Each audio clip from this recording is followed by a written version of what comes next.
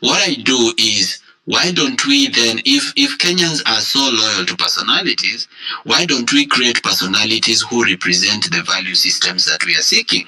Why don't we raise from the ashes leaders who stand for accountability, stand for integrity, stand for good governance, stand for justice, stand for redemption of our economy? Why don't we now raise those kind of personalities? Not worship them, but rather give them a platform and give them a high status so that they can market or rather brand the new values that we want. It's the same way we use Kipchoge Keino. Kipchoge Keino is now a brand, and then he is used in the Isuzu D-Max Kipchoge Keino version. He's even used to brand Kenya abroad so that people can see Kenya as a destination because they know him from running, and then they can hear about they can hear about Kenya from him. So then there's a role to be played by eminent personalities, and that's why I keep saying that Morara was not as popular as I am now. Right now I am popular. The question is, what am I doing with that popularity? Well, some people on Twitter see that popularity as a problem, but personally, I see it as a solution. Some people think, well, this person is going to be so popular and then is going to bring us all down by betraying us. But I don't look at it that way. I look at it as this person has so much popularity that we can actually use this popularity to now brand the kind of values that we want. Because when Morara Kebaso becomes popular, it is not me who has made myself popular. It is the people that have made me popular. And they've made me popular so that I can have a bigger platform. Like, they've lifted me to a higher status than them. Ni kama watu kusimama chini wakupee ngazi we upande juu, uende uwaletee chenye iko juu. So when people give you that platform, I believe I'm supposed to use that platform, number one, as a convener of bringing people together to share ideas. Number two, as a leader, to lead the change, not just talk about change, not just complain about how bad things are, but at least make an effort to try and rectify how things are. So that is how I look at the value system.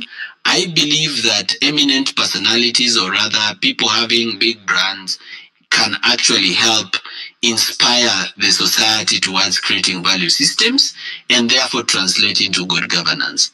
I also believe that if we have a president with values, Kenya will have values, because there is a lot that comes from a leader. There is a lot of inspiration that comes from a leader.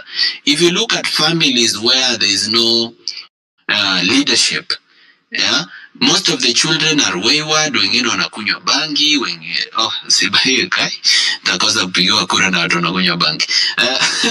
Wengine some use cocaine, some are drug addicts, others have become gay or homosexuals. And the reason those people have become that way is also because there's a lack of leadership. There's a lack of inspiration from the top. So I believe that leadership is good. And I also believe that the people in government, not government itself, as you correctly pointed out, government doesn't create values. It works with the values it has found. But the people in government, they are there by virtue of politics. And politics is a science of influence. That means they are influential. And if they are influential, if they decide, they can create good values, but they decide not to because it does not benefit them. Thank you.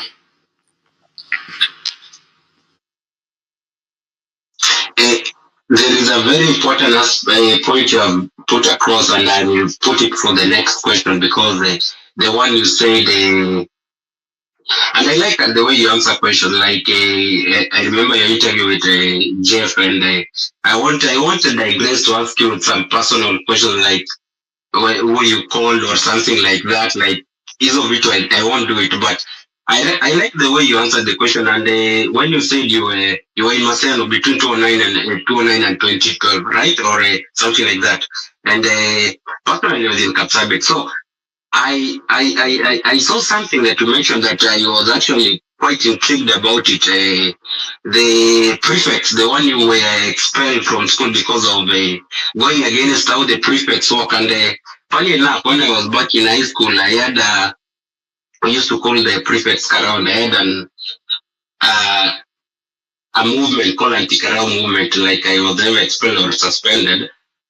Uh, what we used to do is when you were in Masena and you were against how the leadership of the prefects were going against the people, what were your intentions? You wanted to change it to become like you wanted a whole system overall, to change the whole system, or how to enter inside from to creep it from inside and change the whole system? That's just a question for you, not to like it's not among the question. Just once you answer it as a by the way question, and let me go to the one for the party. As I can see, you are on the road to form a party. I saw you ask people, and what I can say, it was actually impressive because you consult with people, and it's quite good because you know most of the ideas people have on this space are. I know many people now even have many questions, ideas, and we'll give them the mic after like 20 minutes more, and they will expound and ask you many questions, very quick questions. So I want to ask you something.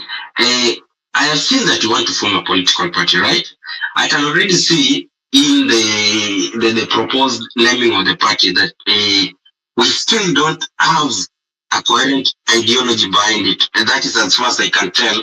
Concrete values have not been put forth, right? Let's say Inject is no different, at least as a name from the plethora of seasonal names and parties we have seen in the country. We have parties that serve some function that is too narrow to occupy more than an election season. What, therefore, makes your party different? You know, like you said, you'll be accountable. Accountability in and of itself is not enough as an ideology, right? It's not like I could say the last time when we are doing the funds, you could say, trust me. No, we don't want to trust you. And I will come and talk about the system that we must put in place, what we are talking about. Let me ask you, accountability is in and of itself is not enough as an ideology. Even Ruto's people, even Ruto's minions and his corrupt government are accountable to Ruto, right? They are accountable to Ruto. That we know, because if you tell them something, they will be accountable to their leader, who is Ruto. So one question: what I know, one needs to preach accountability in the service of something else. My question now is, what is this something else? What are these something else value system? In short, I'm trying to ask you, what is your political ideology?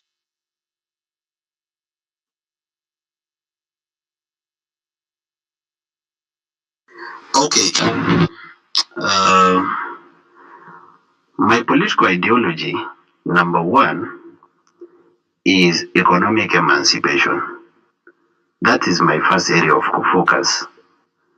I believe the economy that we've created is a bandit economy. It's an economy where politicians have more money than entrepreneurs and artists and sportsmen. And that means that's an unfunctional society. Because what do these politicians create here in Kenya except manufacture poverty? How should they have more money than people actually manufacture goods that we consume every day?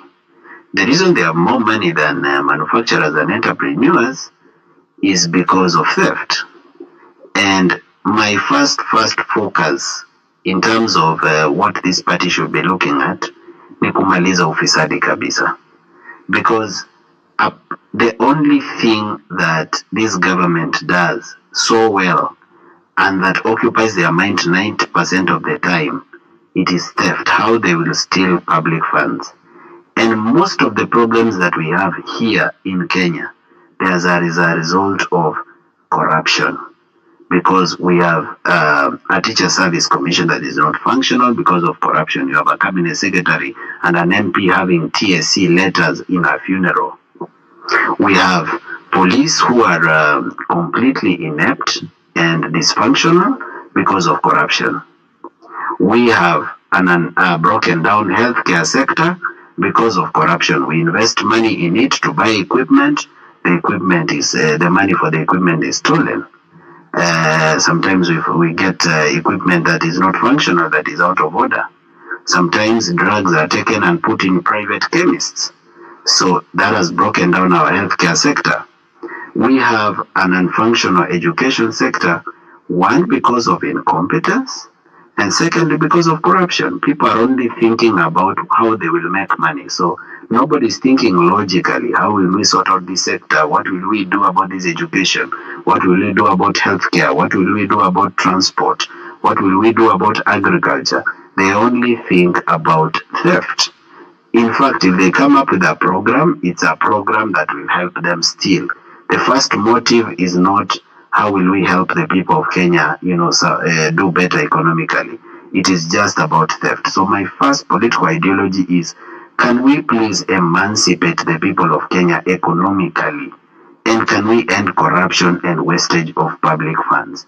Because if we do that, we'll not need even to borrow a shilling from abroad. The money that we will have will be enough to run government completely.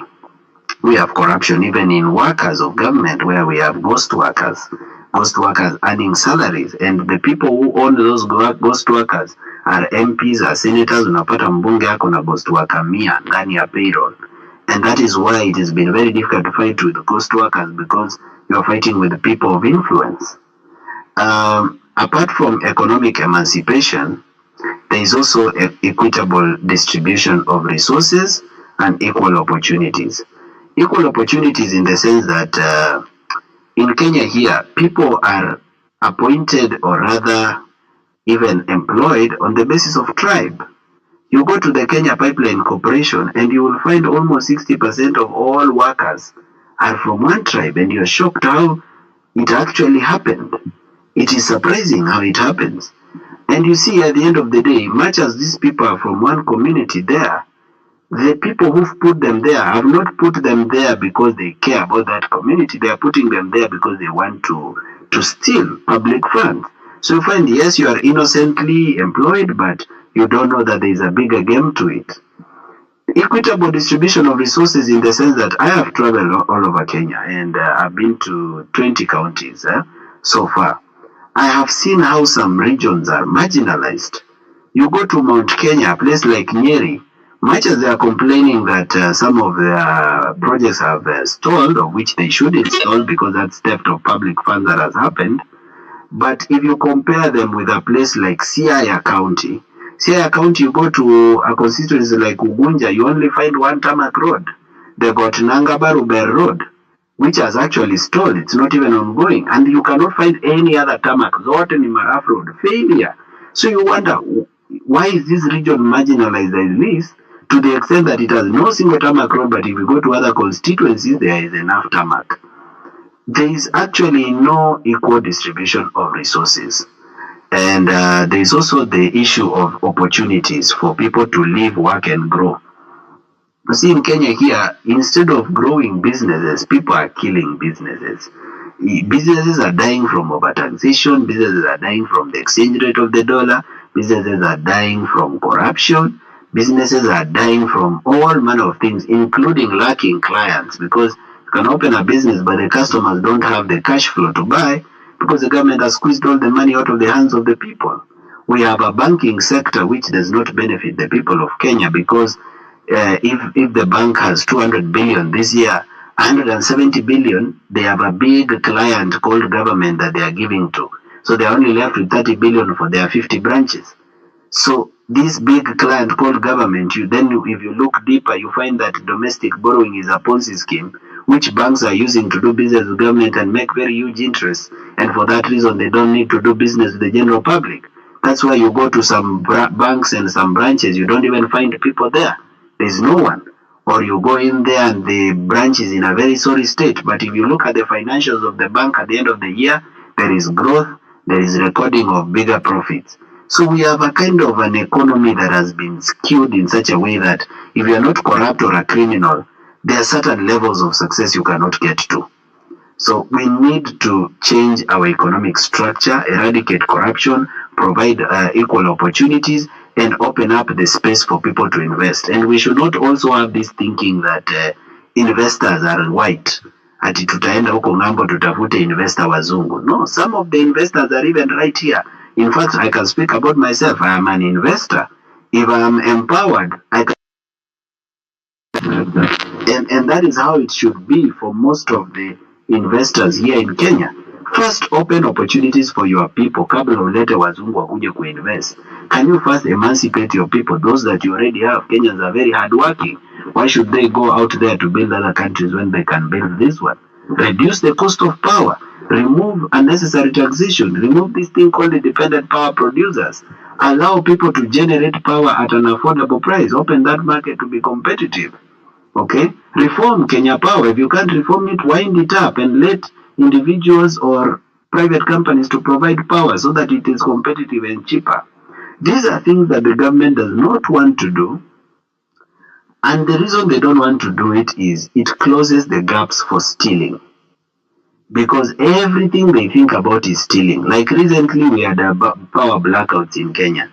And the first thing they said is, we have worn out equipment. What does that tell you? They want to procure. What is that? Theft. They've already thought of how they'll make money. The Gen Z come out and demonstrate against bad governance, and someone sees an opportunity to steal public funds. They say, unajua wa Gen Z walitokea wakaharibu mabarabara, wakaharibu public infrastructure, we need to renovate. Then you allocate money for renovation, then you steal public funds.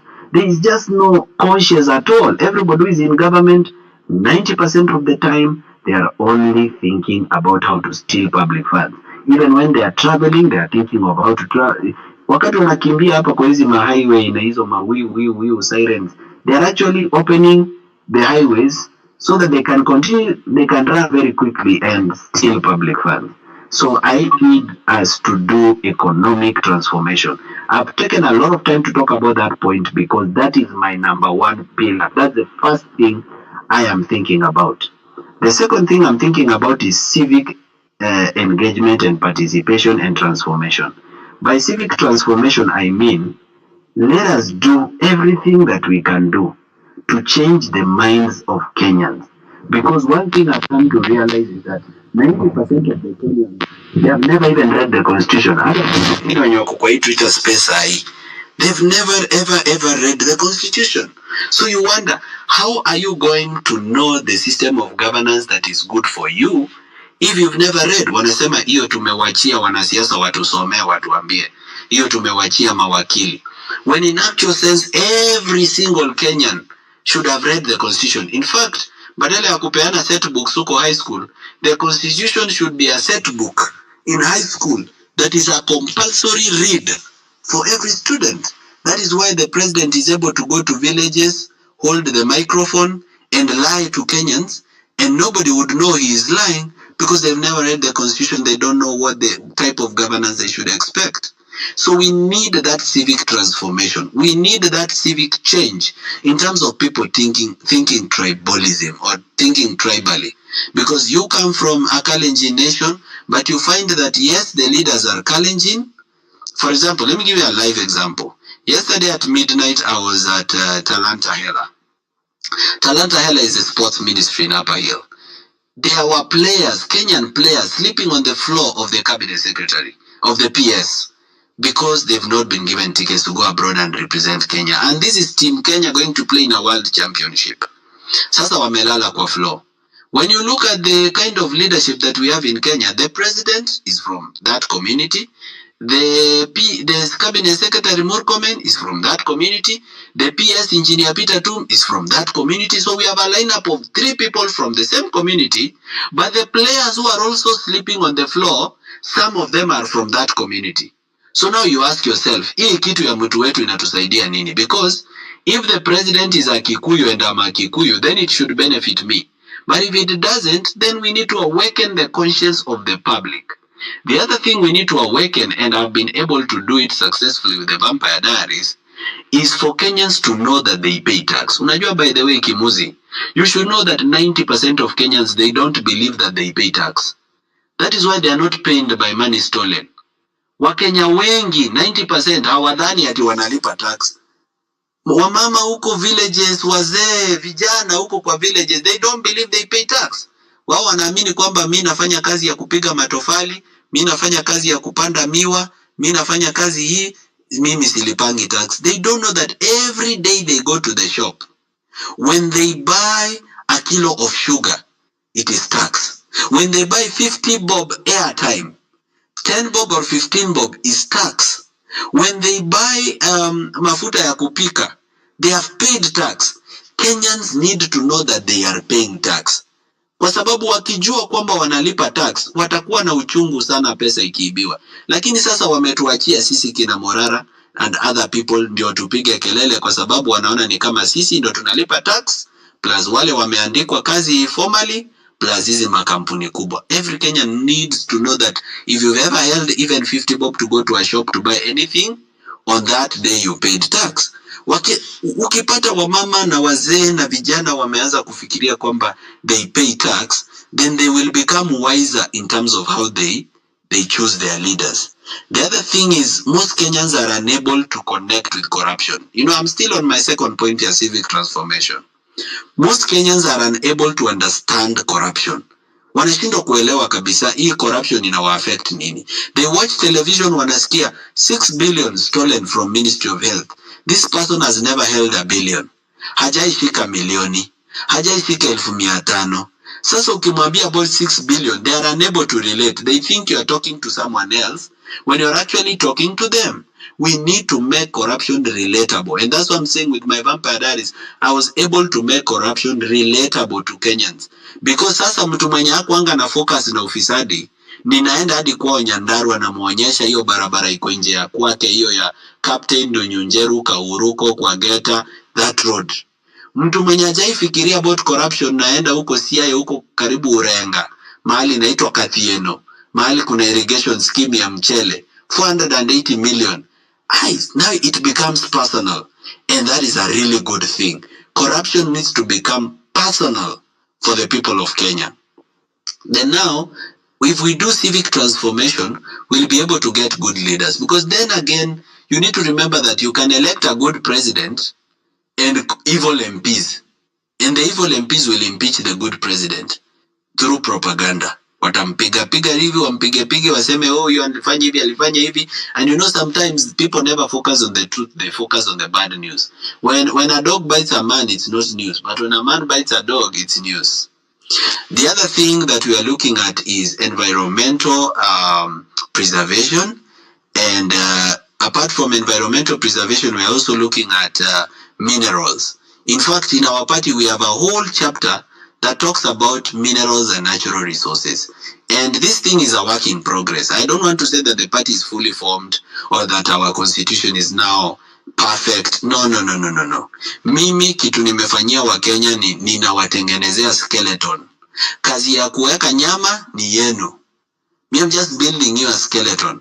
Kazi ya kuweka nyama ni yenu. You are the ones to read the document. Once I upload it and put it out to the public, you are the ones to read it and say, hii iko sawa, hii haiko sawa, umesahau kitu fulani, weka. For example, on the issue of mineral resources, if you look at most progressive countries, they've created something that is called the Sovereign Wealth Fund.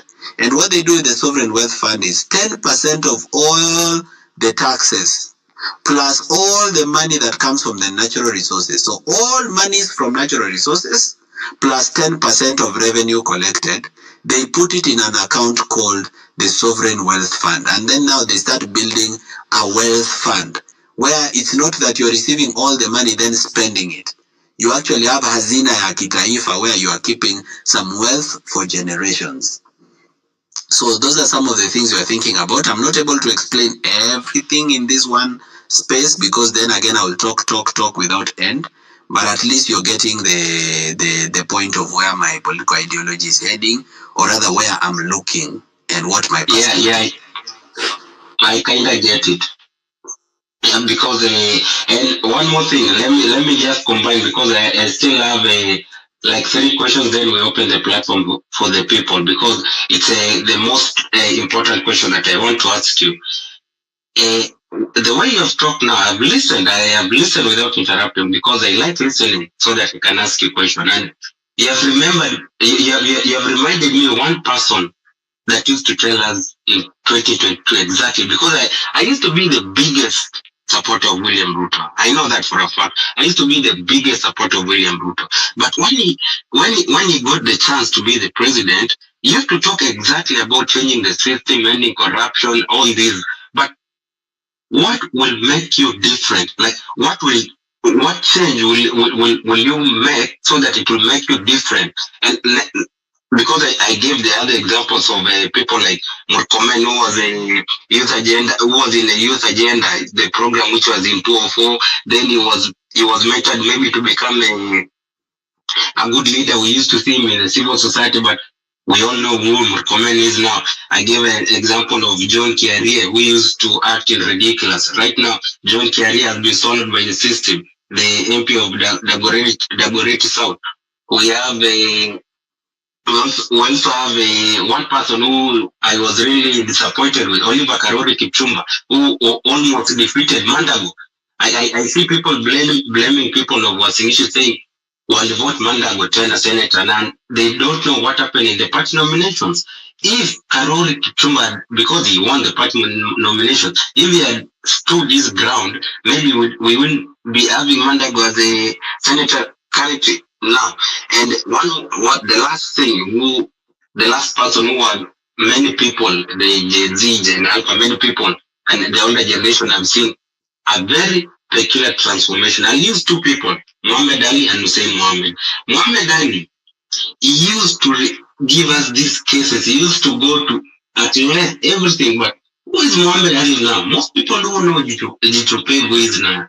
Hussein Mohammed, the guy who you called the other day during JKL, is the complete opposite of what he used to envision himself as. So my question is, how will you prevent being swallowed by the system? What change will you make? And another question is, do you believe it's an individualistic characteristic or trait that is in a person that needs to change, or is it the system? Because it's the systems that we create. These monsters, these politicians, we are the people who create them, right? And it becomes hard for us to destroy them. Because I just want to ask you, even if we put now, let's say a random person, we just put somebody like Conspire something, I don't know, and he's a thief, and we have competent functioning system, like if there are people who are in diaspora, who are in abroad, what I'm talking about, functioning system. We don't care who is in charge. We don't care about the personality. That's why I'm coming to the word where you used to say, trust me, trust me. No, we want to trust the systems. We need the systems in check. We need to see how these systems will work for the common knowledge. We need to see how corruption will be defeated by the system, not by an individual. We cannot put all trust on an individual, right? We know this. We cannot put trust on a living being. Let's put trust on a system. And what I was telling somebody, what we fail as a nation, what many people don't know, what is our biggest downfall currently now in Kenya, is how politicians move from being sweet talkers. They move from being the best people that we envision them. Then they change when they enter the system. Like what does the system do? So the next question will be: we know the most robust democracies have extremely functioning system. The most robust democracies in the world. I would say the US is a robust democracy because they jail corrupt politicians. That's a fact. And the sign of the most functioning democracy is that which the politician literally disappears. So, what change, or how will you transform this, or how will you make this happen? How will you prevent yourself being swallowed by the system? Thank you very much for that question. I'm really grateful that you asked me that. Asante really for asking, because this is a question that is very serious. Now, first, let me answer your question very quickly, then explain why I've answered it the way I've answered it. The answer is I can't change anything. It is only Kenyans who can change it. Kenyans combined. not I alone, Kenyans combined. And I'd like to influence as many Kenyans to team up and change it. Let me just explain to you briefly politics as I understand it. As most of you already know, I don't lack political experience. Like, I'm not new to politicians. I know these people inside out. I know them because I've been in the shadows watching them and close to them, some of them. So for that reason, I really know very well what happens. And let me just explain it so that you understand the depth and the breadth of corruption and how bad it is, and how even if we elect Kimuzi today, there is nothing he can do. Guys, I want you to understand this. Recently, when I was speaking on television, I said I was offered an opportunity in government. I was not lying, I was saying the truth. And I said that I rejected it. And to a normal person listening to me, they don't get to believe that. Because most youth in Kenya are unemployed, disenfranchised, or even if you are employed, they are underpaid or overworked. If an opportunity was to come to any youth in Kenya to go and work in government, 95% of them will jump at that opportunity and say, yes, sir, very quickly. So what is this that made Morara reject such a thing unless he is lying to us? So I want to explain to you why I would never, ever, ever work inside this government in any position. Hata nipewe cabinet secretary, prime, siwezi taka. Corruption in Kenya begins from very deep.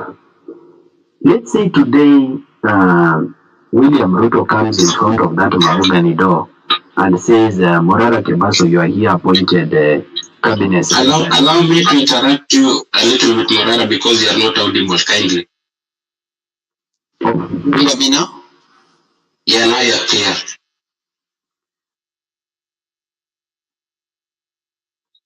Now you are clear. Okay. So let's say William Ruto comes in front of that mahogany door at State House and says, Morara Kebaso, you are hereby appointed cabinet secretary for I don't know what. Do you know what will happen to me, guys, immediately? The first thing that will happen to me is people in my village will celebrate. Then I will need money to bribe MPs. Because once the president appoints, it's not a direct thing. The MPs who are going to be on the panel for vetting you, they need money. And if there are 14 of them and each of them wants 2 million, that's 28 million, that's 30 million. That is money that I don't have. So do you know what will happen next? There are cartels in that ministry. The ministry I've been appointed as cabinet secretary. There are cartels in that ministry. Those cartels will approach me and they will say, wabunge wanakusumbua, wanataka pesa. Don't worry, we'll take care of that for you. So a cartel atatoa pesa yake cash, atapea broker, atapelekea wale wabunge. When I go before that parliamentary committee, it will not be a vetting. It will be an exercise in futility. Nitakuwa tu nimekuja hapo kama flower girl. Watakuwa wananiuliza favorable questions which I already got a leakage. Alafu pia wengine wananitetea, wengine wananipiga kidogo for television, for the drama. We've seen people who are grilled in parliament and it comes out that these people are actually unqualified. But still when the full list is given of people that have been approved for appointment, they are there. So you wonder then what was the purpose of the grilling? For example, Rashid Echesa, when he was being grilled, it could be seen that this is not a person that can occupy this kind of position. But they still approved him for appointment kwa sababu pesa imesha ongea. Now, once I go to that ministry and sit down, everybody will become a simp. PS will be simping. Directors of different departments will be simping. Chief accountant atakuwa simp. Kila mtu anakusifu, mtukufu, mkubwa, tajiri, mkubwa wetu. And the reason they are simping is because they want to understand you first. And these people are holding brief for some cartels. So what you find is that you are being undermined to the very smallest position. You are being undermined by the people that you work with because they have already put their interests ahead and you are not putting their interests ahead. Wanasema, hii ministry siku hizi imeharibika. Wakati nani alikuwa hapa bana tulikuwa tunatengeneza pesa. Sasa hii mtu imekuja hapa, we are not getting anything. So you have your people fighting you. Now, apart from pressure from the bottom, there's also pressure from the top. If it is Gachagua who suggested you to be cabinet secretary, maybe from his share of government, he was supposed to have 7 cabinet positions, and therefore the one that fell vacant ni yake, so yendi amekusuggest.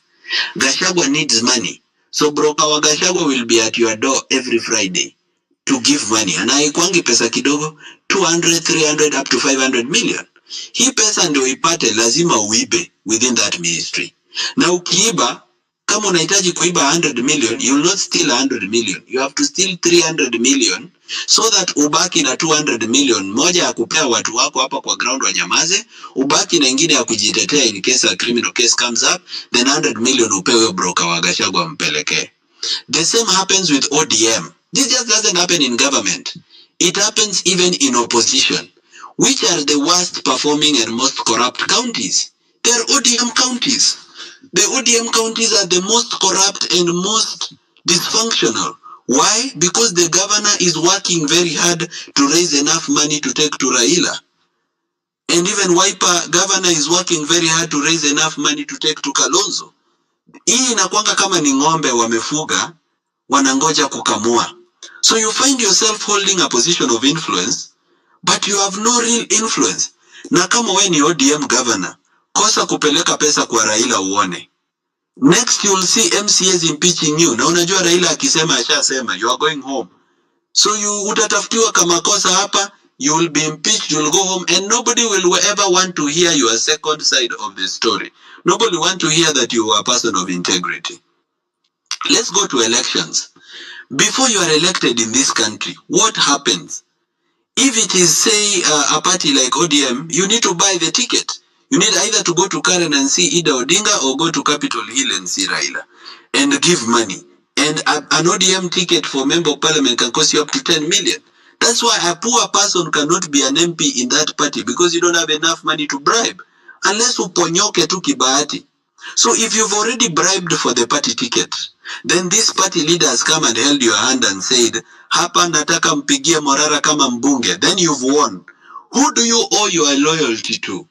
Is it the 50,000 voters that voted for you as member of parliament? Or is it the party leader that gave you the ticket?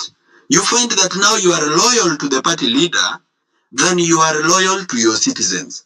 Inamaanisha, party leader akisema, even if it is not in the interest of your citizens who elected you, unafuata hiyo direction. So it's a setup. Yani Kenya ni trap, ni setup, ni crime scene. Tayari corruption is so organized, it is a web, a very big web. Yenye every corner you turn, you find it. You turn this way, you find it. You go to the judiciary, you find it. Unaenda judiciary, unaenda kutafuta justice. Kumbe huko pia kuna wenyewe. The judge has brokers who broker cases for that judge. And these lawyers have connections even up to the Judicial Service Commission. Whenever a judge doesn't give them favorable orders, wanamuorganizia transfer, wanamtoa hii station wanampeleka ingine. So you find getting justice even in that court is very difficult. Now this same corruption, you come back this way, back to contractors. When you are a genuine businessman and you've been given a contract to supply or to build something for government, politicians are always on your neck asking for money. So whenever you are quoting a government project, if it was supposed to cost 150 million, you say 2.5 billion. So that you budget for the corruption, money you will give to politicians. Sometimes you are put on pending bills and you have to spend money on a certain senator or a certain MP to use their influence and go there to the ministry and make noise so that you can be paid. When you are paid, they want a percentage. So napata the government owes you money, but they are saying, ndio tukulipe, we need 20% out of this. So again, you find corruption ndio imeingia private sector. I've told you what banks in Kenya are doing. So banks are actively involved in corruption in Kenya, participating as financiers of corruption and benefiting from corruption proceeds. Private companies are benefiting from corruption. You go to institutions meant to fight corruption. You go to the Auditor General's office. The Auditor General, ile vitu mnaonanga kwa audit report ya Auditor General, only 10% of the corruption that happens in Kenya finds itself to the audit report. 90% of the corruption inaishia huko kwa ground, watu wanalipwa. EACC, there is corruption. DCI, there is corruption. In fact, even in the Land Fraud Office, there is fraud. So then you ask yourself, you as a young Kimuzi or a young Morara, if you get into this government as an MP, what is it you're going to change? Truthfully speaking, if I, Morara, become an MP next week, there is no change I can make in this country because I'll just be one out of 400 fools. If I get into cabinet today, there is nothing I can change in this country inside the cabinet because I'm just one among 21 thieves. Remember, Ruto's qualification for you to be on the cabinet is how much you can steal because he's accumulating wealth and he knows why he's accumulating that wealth. There is an empire he's building. The mission is collapse the country, make everybody poor, make everything cheap, come back with the money, buy all the airports, buy all the ports, then 10 people sit in a room and they are 90% the wealth of Kenya. You don't need democracy.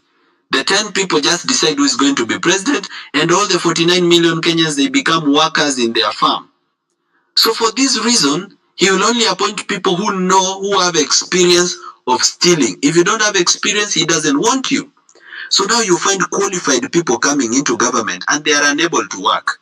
A brilliant person like Gideon Muigai had to resign from this government because you are a legal advisor to government, but your legal advice is not needed. Because these people have already decided what they want to do. They have decided how they want to do it. So wewe kazi yako ni kufacilitate. So you find that your intelligence is not needed. Your expertise is not needed. You are only here to steal. So umetoka huko corporate world where you are CEO, people knew your competence. You are here in government. The only thing you need to do is steal and be incompetent and cover up and lie. That is why I have never desired to have any position inside the government as currently constituted. Because if I become an MP, nothing I can do. If I become a senator, nothing. If I become a governor, by the way, let me just tell you this. People have asked me, Morara sasa, si ungekuja kwanza Nyamira County tunyoroshe mambo. There is nothing you can change there. There is nothing you can change there because the first problem that is in the counties is that there is fake recurrent expenditure. You are a governor, you are receiving 14 billion per year. Out of this 14 billion, 70% is recurrent expenditure. And this 70% that is recurrent expenditure is going towards payment of salaries. These salaries, 40% of your payroll are fake workers. Now, all these fake workers are not fake at they even know it. Unaweza pata tawe Kimuzi, you are a fake worker in some county na ujui. They just collect IDs, sometimes from the online portal ya registration of, kama sasa wakati unaregister kama voters. They can go to that portal wapik my ID. Then they put these people in the payroll as workers of the county. So unapata kama county iko na constituency 9, kila mbunge ndio asipinge governor, ako na fake workers 50, mwingine ako na fake workers 20, each worker is earning about 40,000. So 40,000, if you have 20 fake workers, that is how much? That's around 8 million. So this person, apart from ile mshahara anapokea bunge, iko 8 million inamngoja kwa county ya fake workers wake wenye wako kwa payroll. The senator has, the former governor has. So if you start, wait a minute, just 1 minute. If you start cleaning up the payroll, Simba Arati tried it in Kisii. If you start cleaning up the payroll, you make an enemy. You become like Kawera Mwangaza. You make an enemy out of all the leaders in the country. Unapata ma MP wanakupiga, ma senator wanakupiga, ma MCA wanakupiga, and finally you'll get impeached, and you'll be getting impeached on public opinion, and nobody will ever know what will happen with you. So the truth is that there is nothing I can change if I occupy these small positions. The only thing I want the youth of Kenya to target, apart from targeting the youth, not just the youth, but all generations that are participating in this movement, target to fill parliament with people of integrity, target to fill senate with people of integrity, but most importantly of all, target to have a president who has integrity. That way, you can begin changing the system. But the system as currently constituted, even if you choose one good person into that system, it doesn't matter if it is just one good senator. there is nothing they will change. So the truth is that there is nothing I can change unless I'm helped. Lazima nisaidiwe na wa Kenya. That's why civic education is important, to awaken Kenya so that they see this thing the way I see it or the way other people are seeing it, so that we start awakening the conscience of Kenyans ndio to change this system, ndio tuweze bring about the change we want. So thank you for that, and kindly I have the last questions, then we'll open the platform for the people.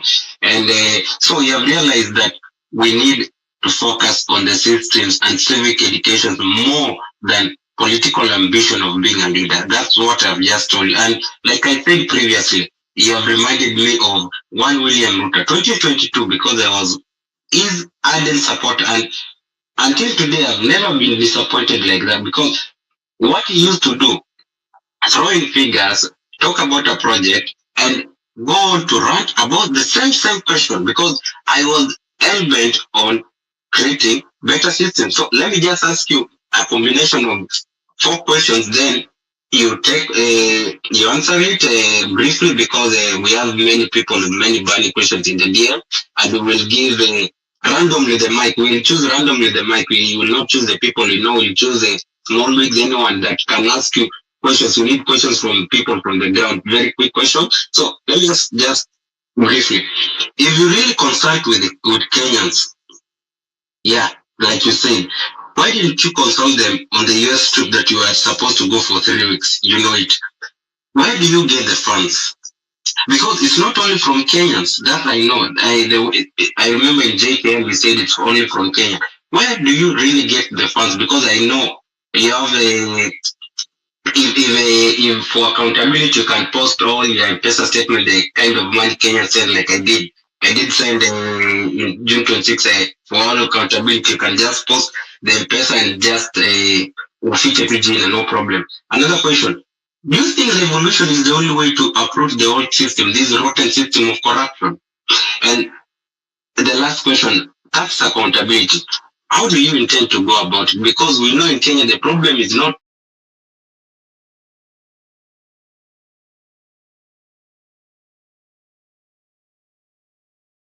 and other things. The real people who are taxed are less than 15%. So how do you intend to go about this? And the last question is about yesterday.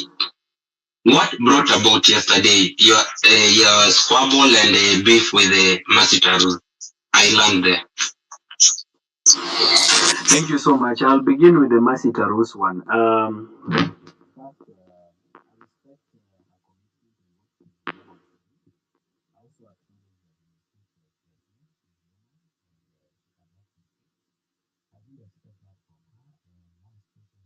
Malone, is he audible? No, he's not. I was about to say, Morara. Can you hear me now? Yes, we can. Yeah, we. All right, let me start again. I'll begin with the question on Masisi. First, I respect her contribution to the movement and what she's been able to do. And I also acknowledge the mistakes that she's been able to make. She's human. She will make her own mistakes and learn from them if she's wise enough to learn from them. I was disappointed that I actually trusted her and even texted her to ask herself, to consult with her, to ask her some of the thoughts that she had about what I was trying to do. She's not the only person I've consulted. There are many of you who are here who have inboxed, including KOT Sonko and many other people who I usually speak with you on the backside, on the side bench, to just try to get your mind. Because I don't believe I'm the fountain of wisdom. So I was disappointed to see that she would digress to the level of actually posting our private conversation. But this is it. Masita Rose has something she says, Kenyan home. And she says that this Kenyan home is actually a private or personal trademark that she uses. But my thinking is that, first, of course, there is evidence that has come out that Kenyan home has been used before. There's even a lady called Kanini who used it back in 2013, so therefore she's not the first to use it. But I would wonder whether I'm the one who has the mistake or her, because I used Kenya ni home because kwani Kenya ni wapi? Si Kenya ni nyumbani. Kenya ni home. Kenya ni nyumbani. This is a phrase that should be owned by 50 million Kenyans. In fact, I expect every Kenyan to print the words Kenya ni home and put them on their walls. So how do you take a national phrase, then personalize it and own it and make it look like a private company? You know, it's like saying you want to register a trademark for Hakuna Matata, and nobody else should use the word Hakuna Matata because you've registered it. There are things you can't own. So I was just trying to not understand. I've been unable to understand. I saw, some media, people like Tuko write that Masisi and Morara fight. Masisi and Morara did not fight. It is Masisi that fought Morara, and Morara never responded. The whole day I ignored. I kept doing my own things, informing the public what I'm doing with their money, what I've done with the furniture, what I've done this and that. So Mimi, I didn't fight her back and I didn't respond. And even now, I still don't feel like it is something worth responding. Kenya ni home is a national phrase. Many Kenyans are going to use it. She cannot own it. She cannot personalize it. It's not her property. You cannot say, for example, haki iwe ngao na mlinzi. Useme haki iwe ngao na mlinzi is now your personal property. You've trademarked it. You can't even trademark that. It's a national phrase. It's part of the words of the national anthem. So hiyo ilikuwa kazi ya upuzi. And she also said that I have never been arrested. I've been arrested more than Masisi. In fact, I've stayed in a prison cell for 10 days. And I've stayed in a real prison for 47 days. She said, I've never been seen in action. I was not there during the protest. That's a flat lie. I was there during the protest. And by the way, I came with my wife. Unajua ukiona mwanamume amekuja na bibi yake kwa protest, it means I'm providing good leadership at home. Inamaanisha nimerally my family behind me. So some of those things, they were multiplication of 0 raised to power infinity. It was total nonsense sold at a cheap price. I don't think it's something I should respond to. Ni kitu ilinikasirisha. I was not happy about it, but kitu nimekuja kulearn kwa hizi streets za Twitter is that the bigger your profile, the more you will be fought. So nikianza kujam sahi, nitajam kila siku for the rest of my days. Nitakuwa nimejam kila siku, nitakuwa nimefume. Leo Ekuru Okota ameniandika. Sijui leo Kimuzi ameandika. Sijui leo nani ameandika. Let me tell you. Mti mkuu